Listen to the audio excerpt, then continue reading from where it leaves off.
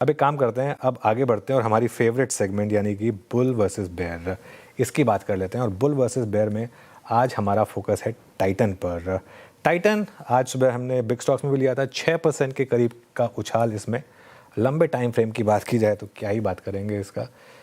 एक चार्ट ऐसा होगा जो आपको शायद ज़मीन से लेकर आसमान तक का दिखाई देगा अगर आप 20 साल का चार्ट देखेंगे। चलिए अब इस पर बुल वर्सेस बेयर के लिए आशीष और नूपुर। तो आज बुल कौन आशीष?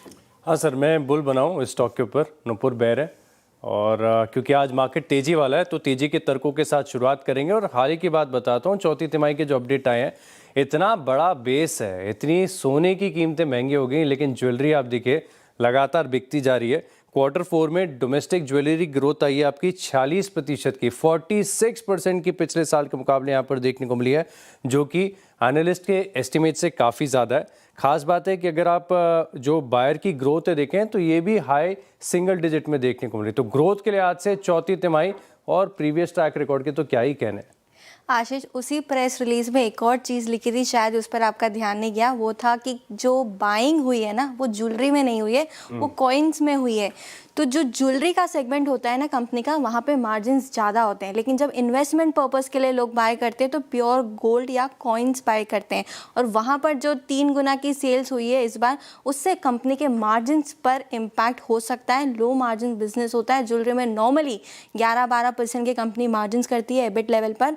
अगर ये ज्वेलरी से नहीं आई है, कंपनी जब नतीजे घोषित करेगी तब क्लैरिटी यहाँ पर समझ में आएगी। और अगर इन्वेस्टमेंट पर्पस के ये बाइंग हुई है, कॉइन ज़्यादा बिके हैं इंस्टेड ऑफ ज्वेलरी, तो मार्जिन इम्पैक्ट आपको नजर आएगा। ऐसा तो नहीं हो सकता कि ज्वेलरी से ज़्यादा इन्होंने कॉइन्स बेच दी है। चलिए ठीक है, एक आध क्वार्टर मार्जिन गिर भी जाए तो प्रीवियस ट्रैक रिकॉर्ड तो देखिए क्या हुआ था ना, मैं आपको बताती हूँ। जब गोल्ड 1 लाख था तब लोगों को लगा कि 1.5 लाख होगा तो बाय कर लेते, तो इन्वेस्टमेंट के लिए उन्होंने कॉइन्स बाय कर लिए, ज्वेलरी बाद में परचेस कर लेंगे। जब 1.5 लाख हुआ, 1,80,000 पहुंचा, तो वो बाइंग दिखी इन्वेस्टमेंट पर्पस के लिए। तो अच्छी बात है, खरीद रहे, लेकिन कॉइन करे ना, कॉइन बाय करे, उसमें तो जो मेकिंग चार्जेस है वो देने ही नहीं होते, तो कंपनी तो उसी से कमाती है ना। इसलिए अगर आप पुराने नंबर्स देखेंगे ना आशीष, तो प्रॉफिट ग्रोथ मैं आपको दिखाती हूँ, क्योंकि रेवेन्यू ग्रोथ तो आपको नजर आएगी क्योंकि गोल्ड के प्राइसेस भी बढ़ते हैं, लेकिन प्रॉफिट ग्रोथ देखिए पिछले 5 साल में तो सिर्फ 17% है और 3 साल में सिर्फ 15%। आप बात कर रहे हो 5 साल में 17% से इस लेवल की कंपनी का मुनाफा बढ़ रहा है, 23% CAGR, आपका सेल्स बढ़ गई।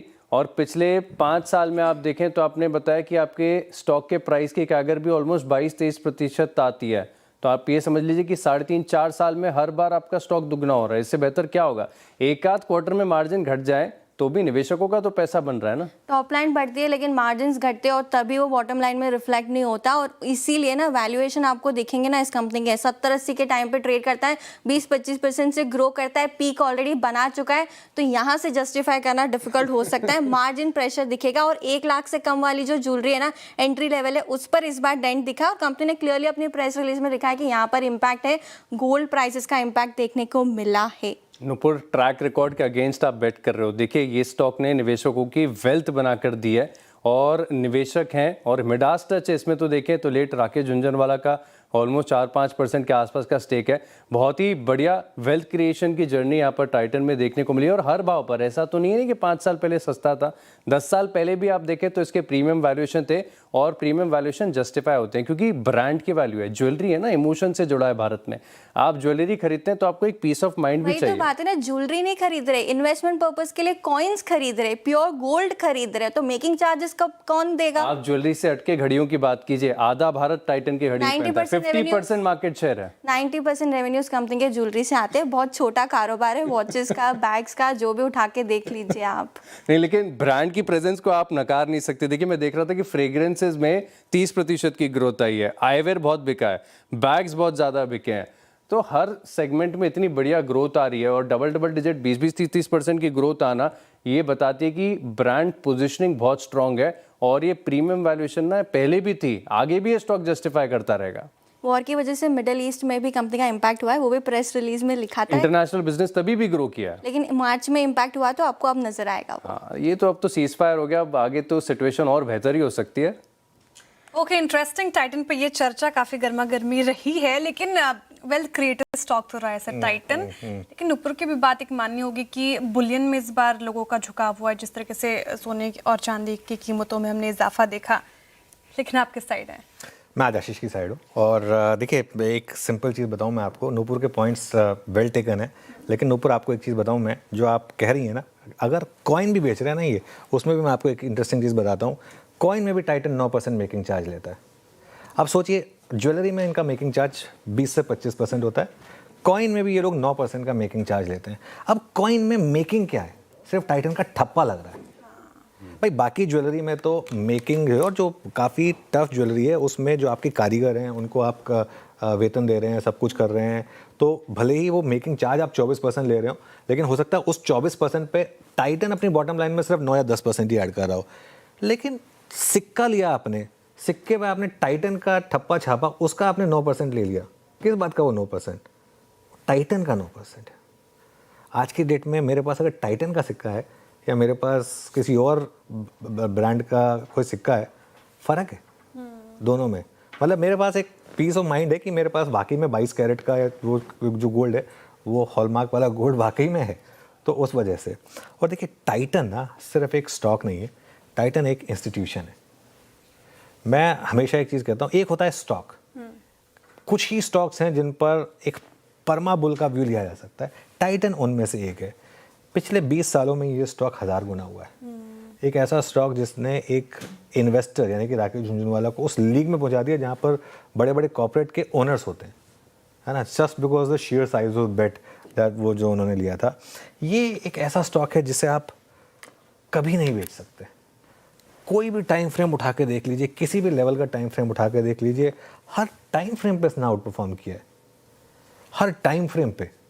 और हर बार ये स्टॉक मेरे ख्याल से अभी भी 52 वीक हाई के करीब ही होगा, और हो सकता है मेरा लाइफ टाइम हाई पर ही हो ये स्टॉक, और हर बार गिरावट में खरीदने पर पैसा बना। देखिए, सबसे पहले मार्केट में ऑल टाइम हाई से लगाया 11 फरवरी को इसका हाई था, 11 फरवरी 2026 का। उसके बाद पूरी की पूरी लड़ाई हुई, पूरी की पूरी मार्केट धराशायी हुई। मार्केट अपने ऑल टाइम हाई से कितना दूर है? टाइटन ऑलरेडी आज लाइफ टाइम हाई लगा चुका है। इससे बड़ा एग्जांपल आपके लिए नहीं हो सकता कि ये जो स्टॉक है ये मतलब बुल साइड पर, ये नूपुर के तर्क अच्छे हैं, लेकिन मैं आज थोड़ा सा बुलिश साइड पर हूँ, तो ये व्यू रहेगा। और आशीष और नूपुर, बहुत बहुत शुक्रिया। और ऐसा लग रहा है कि आपकी जो दोस्ती है वो अब इस पे भी आ गई है कि कपड़े भी आप एक जैसे पहनने लग गए हैं। व्यूज अलग है। लेकिन बिल्कुल डिफिकल्ट था ना बेयर साइड का। नहीं, तो हमने बिल्कुल मैं सोचा बात at least मानता हूँ। ये मैच कर लेते हैं। पॉइंट्स मिलेंगे आपको नूपुर इसके, डोंट वरी, कि आपने स्टॉक पे भी बेरिश पॉइंट बनाए, उसके पॉइंट जरूर मिलेंगे आपको, ये बात मैं ज़रूर कहूँगा। लेकिन बहुत अच्छी डिबेट, शानदार, थैंक यू इस डिबेट के लिए। हाँ वीरू, कुछ कहना चाह रहे हैं? नहीं, आपने तो व्यू दे ही दिया ना। जो बाकी कहते हैं ना, वो जब तक महिलाओं के अंदर रहेगा खरीदारी का जुनून, टाइटन खरीदिए मिलेगा सुकून। वो संतुलिया साहब के साथ बात कर रहे थे ना एक दिन। वाह सर।